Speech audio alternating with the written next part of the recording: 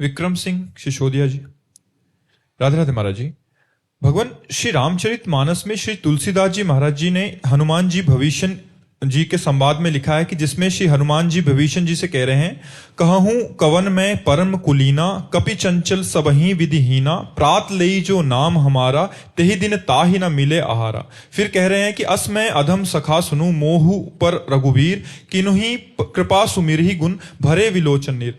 भगवान इसमें हनुमान जी महाराज सब प्रकार से अपने आप को हीन और अधम क्यों कह रहे हैं, जबकि वो विद्यावान, गुणी, अति चतुर हैं महाराज जी? इसका आंतरिक भाव। भक्ति में दैन्यता का प्रादुर्भाव हो जाता है। तृणादपि सुनीचेन तरोरिव सहिष्णुना, अमानिना मानदेन कीर्तनिया सदा हरि।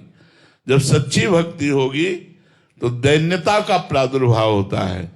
यही दरबार दीन को आदर रीत सदा चली आई, यही दीन प्यारे वेद पुकारे, द्रवहु सुश्री भगवाना। तो हनुमान जी महाराज ज्ञानी नाम अग्रगण्यम, बुद्धिमताम वरिष्ठम, और ऐसे बलशाली हैं कि जय गिर चरण दे हनुमंता, चले सुगा पाताल तुरंता। ऐसे बलशाली, कछु मारिस कछु मर्दिस, कछु मिलेस धर धूरी। ऐसे जैसे कोई उपटन लगावे, ऐसे ऐसे महारथियों को, अतिरथियों को पकड़ पकड़ के मसल दिया। और ऐसे महापुरुष कह रहे हैं मैं अधम हूं, मेरा अगर कोई सुमिरन करे तो भोजन मिलना मुश्किल हो जाएगा। कैसी दैन्यता प्रकट कर रहे हैं, क्योंकि भगवान की भक्ति में दैन्यता ही सार है। यही दरबार दीन को आदर, भगवान के दरबार में दैन्यता प्रिय, इसलिए हनुमान जी महाराज अत्यंत दैन्य। देखो सबरी मैया को देखो, भगवान सामने बैठे हैं, इतना बड़ा भजन है उसका, और वो क्या कह रही है, अधम ते अधम अधम अति नारी, तिनमा मैं मतिमंद अघारी। हे पापों का नाश करने वाले, मैं मतिमंद नीच, अधम से अधम, उनमें भी अधम। ये क्या है? दैन्यता।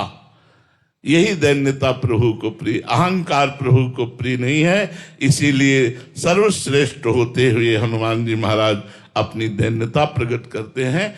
और ये बनावटी नहीं होती है, स्वाभाविक होती। गोस्वामी तुलसीदास जी महाराज अपने लिए लिखते हैं, जो मैं अपने अवगुण कहूं, बाढ़ी कथा पार नहीं लहूं, ताते कछु मैं अल्प बखाने, थोड़े मोह समुझिए सयाने। यदि मैं अपने अवगुण लिखूं तो एक ग्रंथ भर जाएगा। बस थोड़ा वर्णन करता हूं कि सब तरह से हीन हूं। ये जो इतने बड़े भगवान के महान भक्त, अद्वितीय ज्ञान, वैराग्य, भक्ति, प्रेम, सबके समुद्र, वो गोस्वामी जी लिख रहे हैं, जो मैं अपने अवगुण कहूं, बाढ़ई कथा पार नहीं लाऊं।